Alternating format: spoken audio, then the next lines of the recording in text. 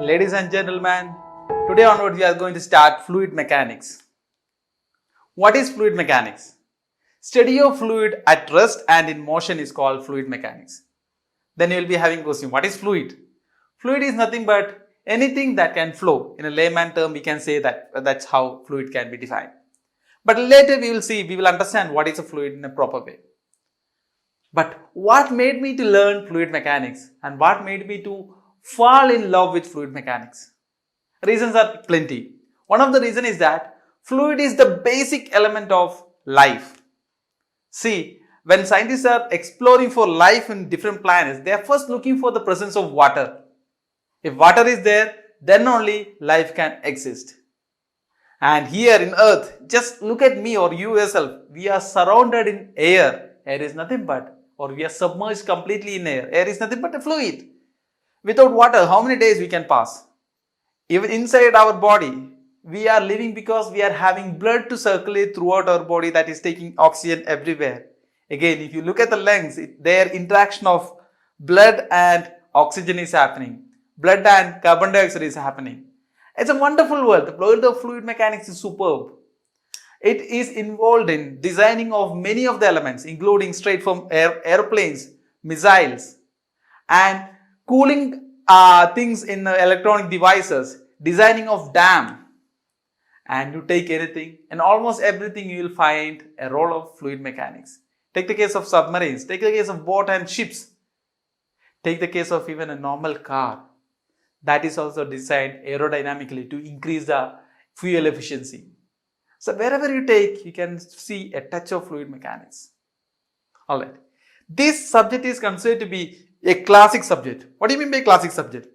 A subject which is there with us for a long time. You must have heard the name Archimedes, right? Who was Archimedes? I'll tell you a story here. You must have already heard this, but still. Archimedes was the chief scientist at one of the country. Must be Greek or Roman, I don't remember. So the king ordered him to find the percentage of gold in the crown, the king's crown. And he was told that if you are finding it, you will be able to live, otherwise you will be get killed. So Archimedes was very much tense. Night and day he was only carrying the thought of finding how to solve this. How to solve this, how to solve this. Finally, when he was taking bath, must be in a bathtub, he understood the principle of buoyancy. Then, without any dress, he ran over the street of that country and said that Eureka, Eureka. You must have heard this, right? So, using the principle of buoyancy, he found the percentage of gold in the crown of king. Later, when we learn the buoyancy part, I'll explain you how he found that. So, this is the first or earliest name recorded in the case of fluid mechanics. But before that also, people were aware about basic principles of fluid mechanics. Take the case of Romans. They were having pipes to carry drinking water for a long distance. Take the case of our own Harappan civilization, where they were having drainage, properly planned drainage and sewage pathways through which they were able to transport or sewage or waste water from one place to long distance with a proper and a planned manner. That is not a small feat. It's been for long, it's been from about say 5,000 years before. 5,000 years before, where Europeans and Americans were running without dresses at that time. At that time, we were having this understanding of principle of fluid mechanics. So, over a period of time, the concept of fluid mechanics developed, and 1700 AD onwards, the golden era of fluid mechanics started.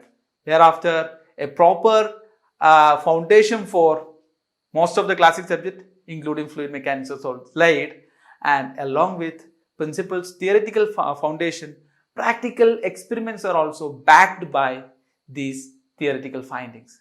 So, thereafter, from 1700 onwards, the development of fluid mechanics was tremendous. And now we are standing in the era of CFD, computational fluid dynamics, compressible fluid mechanics, compressible fluid flow and all, right?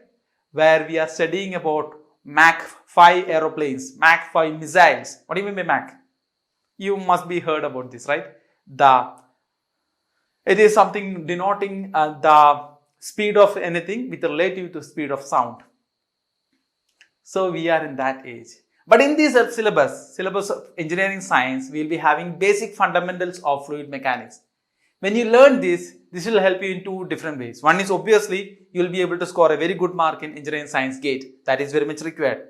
Not only that, when you go to your higher studies at IIT, this basic and strong understanding of fluid mechanics is going to help you a long way. Alright, here we are not just mugging up the formula, we are going to understand the subject in the most fundamental manner, in the most interesting manner. At the same time, we will be able to face all the problems which is going to come to us, and we are going to enjoy this fluid mechanics part. So I am welcoming you all. Welcome to fluid mechanics. Alright.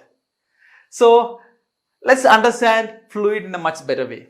So before going to that, let me explain you about solid. So it will be easier for us to understand solids and fluids in a contrast manner. Alright. Let's give you an example. Consider that I am having a solid body which is attached at the bottom. Alright. And I am applying a force here. So that is nothing but a shear force, right? It is applied only here. So it is a shear force. So let me draw the diagram for you. So this is a 2D representation of what I was telling you. I am applied a force F. Okay. When I apply the force F, if the force is good enough, then this body will deform like this. Say it is deformed through an angle of d theta. It is obviously exaggerated figure. This d theta is going to be very small angle for a given force. Say that much deformation is happened. But one important thing you should be understanding is that when I applied enough force, it deformed through an angle d theta, and there it stopped. So thereafter, the solid is opposing the force which I applied. So it is not moving, it is in a static equilibrium, but with a deformation of d theta. Fine. Let's do the same thing for a fluid and let's see what is the difference we are going to face. Okay. So here I am having a plate at the bottom and having a plate on top. In between I am having fluid, say water, and bottom plate is fixed to the ground. So this is how it is, and I am having a plate here, and you know that here water is there or any other fluid. Now I am applying a force F here. Okay. So what you are going to observe here is really going to be an exciting thing. So what is happening? When I applied force F to solid, it deformed through an angle d theta, and we will be expecting the same thing here, right? The same thing will happen, but one exception is that the deformation will not stop. As long as we are applying the force, it will keep on deforming. It will keep on deforming. It will keep on deforming. The deformation continues as long as I applied the force. So we cannot simply say that by applying force F, it is deformed through an angle d theta. Here we cannot say that because deformation will continuous. So in order to account that deformation, we use the term strain rate or deformation rate. So we will go with, let me draw that in a proper way. So say when I applied force F for unit time dt, it is deformed through an angle d theta. Remember what is the difference? This is a total deformation it is given when a force F is applied on the solid. But a force F is applied on a liquid, the deformation is happen and deformation is keep on continuing. So in order to account that, we are going to use the term called deformation rate, d theta by dt. In a unit time, in a 1 second time, how much angle is changed. And more interestingly, you will see that for each fluid, that rate is different. Okay, regarding that we learn later when we learn viscosity. For now, just understand that for solid, when I applied force, it is deformed through an angle d theta. But for a fluid, when I applied a force F, this deformation keep on continuing. So in order to account the deformation, we use the term called deformation rate or strain rate. In the case of solid, strain is important term, but as far as fluid is concerned, strain rate is more important term. So that's the first and most important difference between solid and fluid. What else?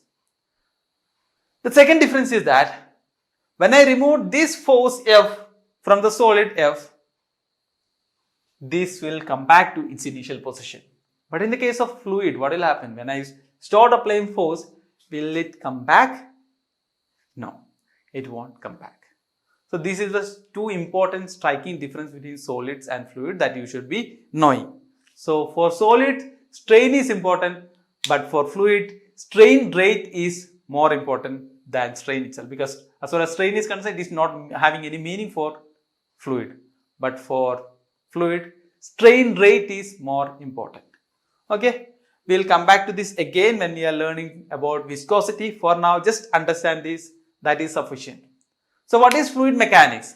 Fluid mechanics is study of fluid at rest or in motion, and also study of fluid interaction with other bodies or fluid interaction with other fluids. This whole branch put together is called fluid mechanics. Alright. Fluid mechanics is also divided into some other branches, say compressible flow, incompressible flow, and aerodynamics. What are these? Just have a brief idea about it. Incompressible fluid flow or hydraulics deals with those fluids whose density will not change. Say we are studying about water and its applications. That is nothing but we can call it as hydraulics, where density is not changing. But when we talk about air and its application in pneumatics, where density is something which is compressible, so its density will be changed. So we will be calling it as compressible fluid flow. In the case of aerodynamics, it deals with interaction of body with another fluid. So many different sub branches you can find in the case of fluid mechanics, and application of fluid mechanics you can find in many areas. Even many of the natural phenomena like storm or rain cycle, wind formation, all are governed by basic principles of fluid mechanics. Anyway, we are going to enjoy this subject. So let's talk less, jump into the topic. Alright. First topic is nothing but properties of fluid. First property, density or mass density. It is denoted with the Greek letter rho.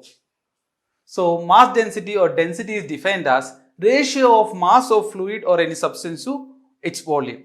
So that is mass per volume. So what will be its unit? Mass is having a unit of kilogram, volume is having a unit of meter cube, so it will be kilogram per meter cube. Can you tell me what will be its dimensional formula? So mass is having a dimension of m itself, capital M, and volume is nothing but L cube. So it is going to be ml raised to minus 3. So you should be knowing the dimensional formula also. So density or mass density is nothing but ratio of mass to its corresponding volume. So you must be already having some idea about density, right? Say you are having some quantity of thermocol at your left hand and similar quantity or similar volume of cast iron on your right hand. You'll feel that cast iron is very heavy and this one is very light, right? So you used to say that cast iron is heavy and thermocol is light. That's how we used to refer the density as in a layman term. But actual term is called density, right? Density is nothing but mass per unit volume. So let me ask you a question. What is the density of water? Most of you might have already told me the answer that 1000 kilogram per meter cube, right? What if I am telling it is wrong? Yes, it is incomplete answer. Why? Water density 1000 kilogram per meter cube is at when the water is at 4 degrees Celsius.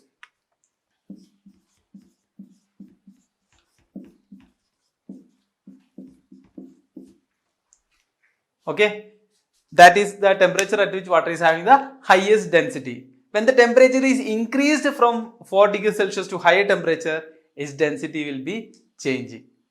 Similarly, when the pressure changes, density also changes.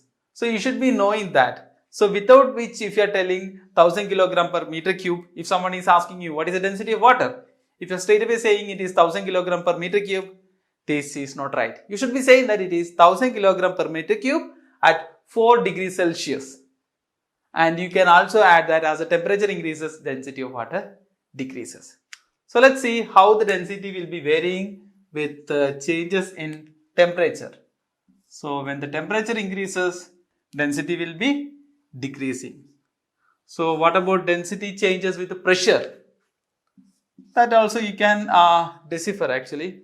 Consider that there is a piston cylinder assembly. Okay, some gas is there. Okay, now when I am applying some force, what will happen? The piston will go down, right, compressing the gas. At that time, the mass of the gas remains same because there is no way mass will be able to escape from that system. Okay, it is leak proof. So if I am looking for the density, initially it was mass per volume. Now also it is mass per volume only. But initial mass remains same. But the final volume is less than that of initial volume. So volume decreases. So what is happening to density? Density increases. So when pressure increases, density will be increasing. So you should be knowing this relationship. Now, in addition to that, you should be knowing one more thing. I told you that water density is 1000 kilogram per meter cube at 4 degrees Celsius.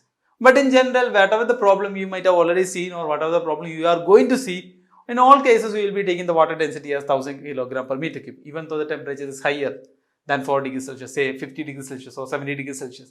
In all cases, we will be taking it as 1000 kilogram per meter cube itself. Why?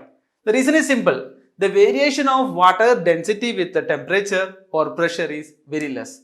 I'll give you this number so that you'll be getting a better clarity, right? So at 20 degrees Celsius and 1 bar pressure, water's density is nothing but 998 kilogram per meter cube. Okay. Now if I increase the pressure at the same degree Celsius, that is same temperature, to 100 bar, that means 100 times our atmospheric pressure. It is huge. Okay. This is going to be something like 1003 kilogram per meter cube. So even though we are applied a huge pressure, the change in density is very less, that is nothing but 5. So in percentage it is going to be less than 0.5 percentage. So water density change with respect to pressure is negligible. Now let's see how water density is changing with the temperature.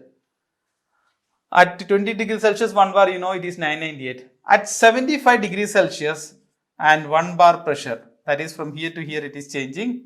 It is going to be 975 kilogram per meter cube. Of course, the density change is now more predominant than when it was temperature pressure change. But still, this change can be neglected. This percentage is going to be only 2.3 percentage. Whenever any percentage near 2 or 3 is coming, we can neglect that. So in almost all the engineering applications, we will take density of water as 1000 kilogram per meter cube, even though it is not. At higher temperature, it changes. But still we will take in that 1000 kilogram itself because the change is very less. So we can neglect that so that the error percent which we are going to get is only 2%. So that is negligible. Okay. So what is in nutshell? Nutshell, if someone is asking you the question how the density is varying with the temperature or pressure, then you should go for this answer. But you should know that in practical purpose for water, especially for water, but for when you are going for any gases, this change will be predominant. Okay, I am talking about liquids or incompressible fluids. What do you mean by incompressible fluids? Okay, even with a huge pressure, you will not be able to make sufficient changes in the volume or density of that fluid. So basically, all the liquids are nothing but incompressible fluids, where change in volume is less than 2% for according to the pressure change. Alright, so that's about the density. Now, next topic is weight density or specific weight. So earlier case, rho was nothing but mass density, right? Mass density. Now we are talking about weight density. It is denoted with the letter omega or gamma. Okay, so it is called weight density. We know that mass density is nothing but mass per unit volume. So weight density is nothing but weight per unit volume. So weight, you know that it is nothing but mg by volume. So weight is having a unit of Newton, volume is nothing but a unit of meter cube. So its unit is going to be Newton per meter cube or kilonewton per meter cube. So what will be its dimensional formula? That I am giving you as a homework. You have to find that, but I am giving you the answer, that is ml raised to minus 2 t raised to minus 2. Here one more point I would like to add, that is what is m by v? m by v already know that rho. So we can write specific weight or weight density as rho g also. So keep that in mind. That is a two different way of expressing the density, nothing else. Next is specific gravity. Next property is called specific gravity. Specific gravity is the way of expressing density of a fluid with reference to a standard fluid. I'll give you in detail.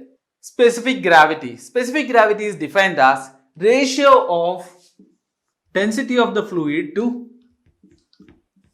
density of standard fluid.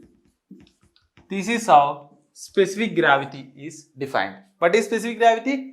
Ratio of density of a fluid to density of a standard fluid. Okay, what do you mean by standard fluid? Okay, actually we know that there are two types of fluid to us, right? One is gas, other one is liquid. For liquid, standard fluid is taken as water.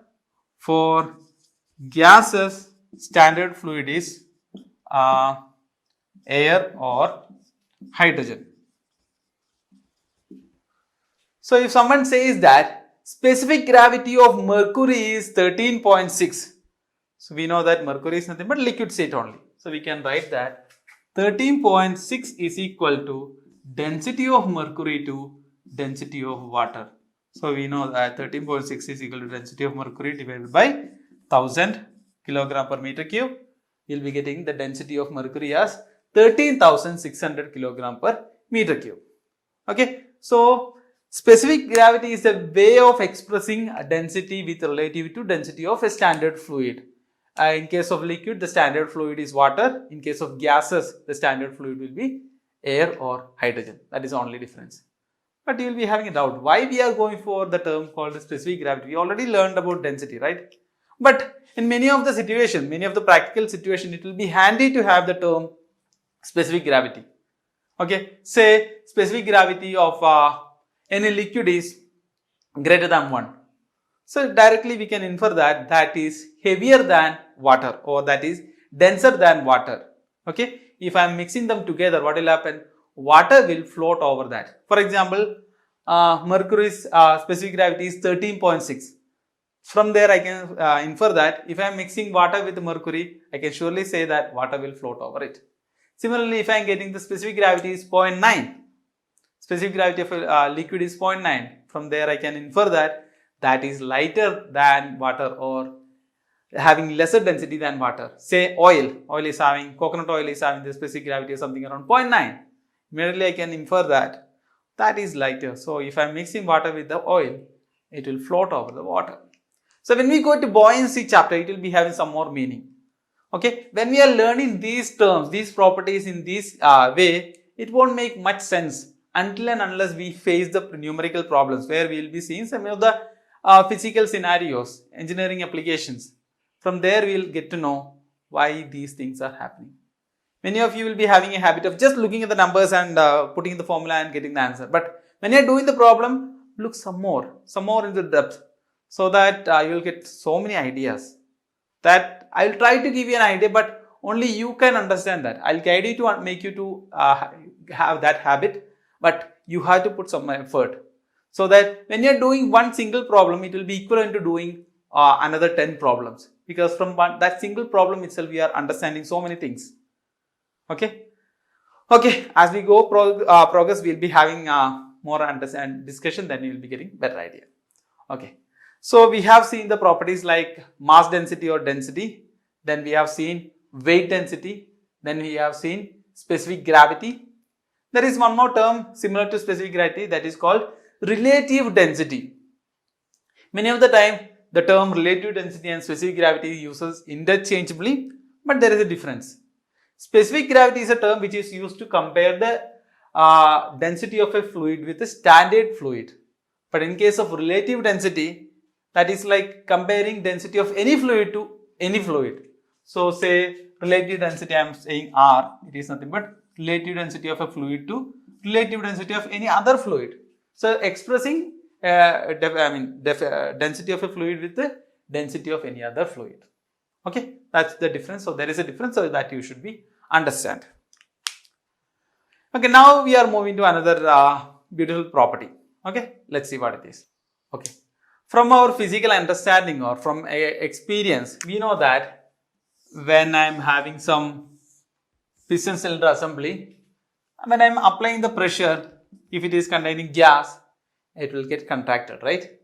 Okay. Now, one important thing you should note here is that this contraction or change in volume is for a given applied pressure, this change in volume is different for different fluid. Say take the case of water and air. Okay. You know that if I am giving 100 kilopascal or 100 megapascal pressure, air will be compressed very much. But will the water will be compressed that much? It will be compressed very little, say 1%. That's all. Okay, so there is a difference, right? So this is followed by every different fluid in a different manner. So we need to define a property that gives an idea for a given change in pressure, how much change in volume will be happening. Okay, so there are 2 or 3 such properties are there. First property is isothermal compressibility. What is it? What it is called? Isothermal compressibility. It is denoted with the letter alpha. So it is defined as fractional changes in volume for a given change in pressure. Fractional changes in volume for a given change in pressure. What is the meaning of that? Consider that I have applied initial pressure was 1 kilopascal. Here 1 kilopascal, we are having 1 bar pressure, right? That is 100 kilopascal. Now on top of that, I am applying 100 bar pressure. So the change in pressure will be 100 bar minus 1 bar. For that pressure, what is a change in volume happened and divided by what was the initial volume. So dou V by V represent fractional changes in the volume and dou P represent change in pressure. So what we can infer from alpha is that for unit change in pressure, what is a fractional change in volume at constant temperature? That also we should know. So what it is called? Isothermal compressibility. So here you must be seeing a negative sign, right? Why we are having a negative sign there? Because when I am compressing, when I am increasing the force or increasing the pressure, what is happening to the volume? Volume is decreasing, right? Yes or no? So here if I am putting a positive quantity, dV by dV, V will be negative quantity. So in order to make it positive, we are making it a negative. Okay. So why there is a negative? Because with increasing pressure, volume is decreasing. We can also write this in terms of density, that is equal to dou rho by rho by dou P. So what it is? This is nothing but for a given change in pressure, what is a fractional change in density? I can easily prove that dou V by V is equal to dou rho by rho. How can I do that? Simply go to the density definition, that is rho is equal to m by V. Okay. Now consider that some gas is there. Initially it is having some mass and volume, right? When I am compressing it, it will undergo some compression. As a result, density also changes, volume also changes. But will the mass change? No way, right? Because mass is not changing. It is closed, so it is stay inside. Okay. So I can write that rho V is constant. Okay. Now I can do the differentiation on the both the parts. I will be able to write rho dV plus V d rho is equal to 0. Differentiation of C is nothing but 0. From here I will be able to prove that dou V or dV by V is equal to minus dV by dV is equal to minus dV by V is equal to d rho by rho, or minus dou V by V is equal to dou rho by rho. Sorry. Okay. So this is called isothermal compressibility. What is the meaning of that? For a given change in pressure, what is the fractional change in volume occurs? Okay. So that also we are doing at a constant temperature. Okay. Now we are having another quantity that is just like similar to that itself. That is called bulk modulus. It is also called as bulk modulus of elasticity or bulk modulus of compression. Okay. So that is denoted with the letter K. K is nothing but 1 by alpha. Just remember that so that things will become very easy. Before proceeding to that, let me ask you one question. What will be the unit of isothermal compressibility? Alpha. C. What is the unit of dou V? Some meter cube. Change in volume is something some meter cube. What is the unit of V? That is also meter cube. Meter cube cancels. So we are left with 1 by dou P. Dou P is having a unit of change in pressure, that is kilopascal. So it will be having a unit of 1 by Pascal. Okay. So I have to change, give alpha in a different form also. Let me explain that first. Then we will go to K part, bulk modulus. You know that alpha is equal to minus dou V by V divided by dou P, right? So this can be rewritten as 1 by V into dou V by dou P. Since it is partial differentiation, we can easily write like this. This is also is equal to 1 by rho into dou rho by dou P. So these are all the four infinitesimal small changes. For a definite changes, we can rewrite this equation as minus 1 by V into del V by del P. This is also is equal to 1 by rho into del rho by del P. So this form also you should be knowing, because for solving the problems, majority of the time we will be using this equation only for the finite changes in volume, what is the corresponding change in pressure and so on. Okay. So this is isothermal compressibility. What is next? Next is bulk modulus. We already seen that bulk modulus is nothing but 1 by alpha. Let's see that. What is next? That is bulk modulus of compressibility or bulk modulus of elasticity, and it is given by 1 by alpha, and K can be written as V into dou P by dou V. Okay. This is also equal to rho into dou P by dou rho.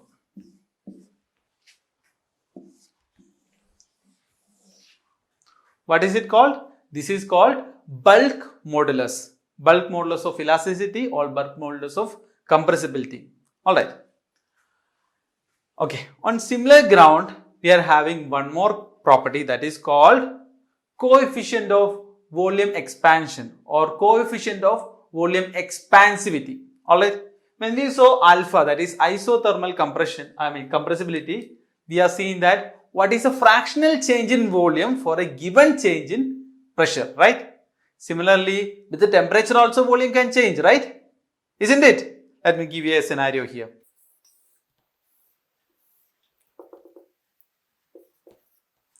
Okay, if there is some gas in a piston cylinder assembly, and if this piston is free to slide inside the piston, inside the cylinder, then we can tell that this can execute a constant pressure process. How? Just let's draw the free body diagram, then I'll tell you that. So right now there is some gas, piston is in a fixed position. So what are the forces acting on this piston? What are the forces acting on the piston? First one, because of the internal pressure of the gas, some internal pressure multiplied by the cross sectional area. That much force will be acting upward. What are the other forces will be acting? Obviously weight, right? So weight will be acting downward. So that is doubling. Is there anything else acting on that piston?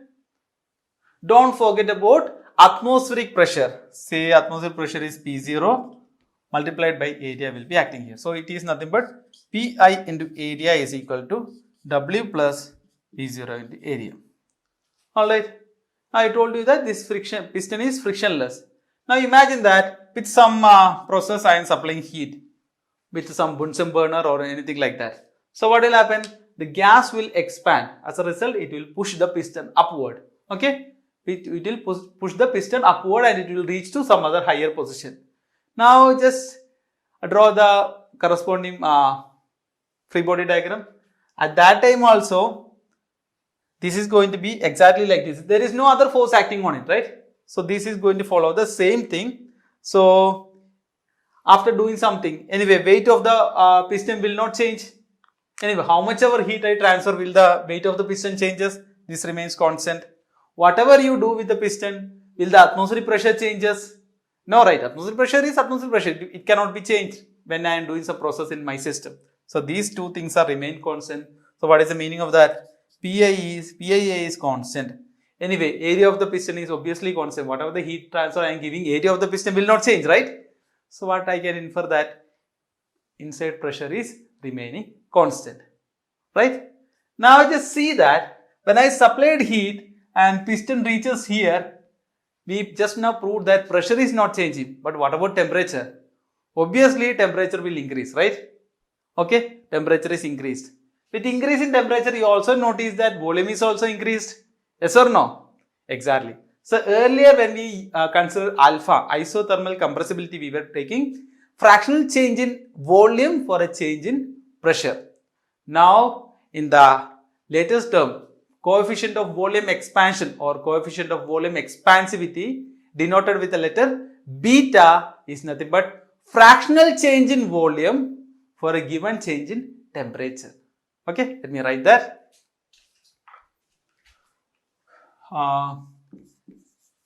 Coefficient of volume expansion. Coefficient of volume expansion denoted with the letter beta is defined as fractional change in volume for a given change in temperature. Okay, this is also equal to a minus dou rho by rho divided by dou T. Okay, at what do you have to write? At constant pressure. At constant pressure. So beta can be rewritten as 1 by V into dou V by dou T. Or beta is equal to minus 1 by rho into dou rho by dou T. So what is beta? Beta is nothing but coefficient of volume expansion. Okay, what is it called? Coefficient of volume expansion. Okay, now you are seeing a negative sign here, right? You are seeing a negative sign here, not here. Why? Because with increase in temperature, volume will increase. Okay, and earlier we have seen that with increase in temperature, what will happen to density? Density decreases. That's why we are having a negative sign here, not here. Okay, so we had three similar properties, that is giving us fractional change in volume for a given change in temperature or given change in pressure, and then we had bulk modulus, which is nothing but 1 by alpha. Okay, most of the time you tends to skip this because it goes above your head, but it is simple only. Okay, so in order to make it stickier to your head, let me give you a simple numerical problem. So let's do that first.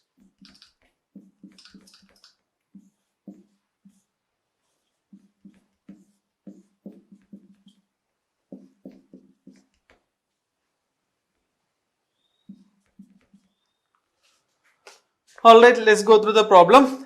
Consider water initially at 20 degrees Celsius and 1 atmospheric pressure. Determine final density of water if there are two cases. First one, if it is heated to 50 degrees Celsius at constant pressure of 1 atmospheric pressure. Second case, if it is compressed to 100 atmospheric pressure at a constant temperature of 20 degrees Celsius. They have given alpha and beta also.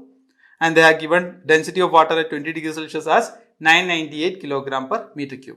Okay, so there are two cases. The first case, water's temperature is increased at constant pressure. So we can go for this equation at constant pressure, right? So we can write beta is equal to, that means coefficient of volume expansion is nothing but 1 by rho, okay, minus 1 by rho, dou rho by dou T, pressure is equal to constant, which can be rewritten as minus 1 by rho into del rho divided by del T at constant pressure. So you should be understanding what is the difference between dou rho by dou T and del rho by del T. Okay, So this is del rho by del T is nothing but del rho is indicating definite change and dou rho indicates a small change, infinitesimal small change. I'll give you an idea here. Okay. This is rho, this is temperature. Okay. So this is the curve. Consider that this is the curve. Okay. This is how rho is changing with respect to temperature. So if I want to strictly find dou rho by dou T, I have to go and find a certain point. I have to find what is the dou rho by dou T. At that point, I have to find, or I take a small, very small strip and find what is the change in del rho, change in density for a given change in temperature. Okay, that's what del rho by del T is required. Dou rho by dou T is there. What is del rho by del T? This is a small, not that small, a definite change. So this graph is like this. Okay, in that case, we know what is this endpoints. We know what is the density at that point, what is the density at this point. We know what is the temperature at that point, what is the temperature at this point. We simply substitute rho 2 minus rho 1 and we substitute T2 minus T1. Okay. If the curve is linear, we will be getting absolutely right answer. But if the curve is not linear, there will be some error will be there, but we can neglect that for small changes. So I am not going into the depth of that, but you should be knowing the difference between del rho by del T, dou rho by dou T and del rho by del T. Okay. Now I am rewriting with the assumption that I am going to get a very small percentage of error that I can neglect. So from here, beta is given as 0.337 into 10 raised to minus 3 is equal to minus 1 by rho, that is 998. This is del rho is nothing but rho 2 minus rho 1. Rho 1 is 998 itself. Temperature, change in temperature is 50 minus 20, that is. So by solving, you will be able to find the change in density. Okay. This is just to give you a perspective about alpha and beta. In the same manner, using alpha, you will be able to find the change in density for when the pressure is changed, when temperature is held constant. Okay. So we have learned about isothermal compressibility, right? Then we learned about bulk modulus, that is K. Then we learned coefficient of volume expansion, that is B, that is fractional change in volume for a given change in temperature when pressure is held constant. Alright. Now let's quickly find one thing, okay, that is isothermal compressibility for an ideal gas. Isothermal compressibility for an ideal gas.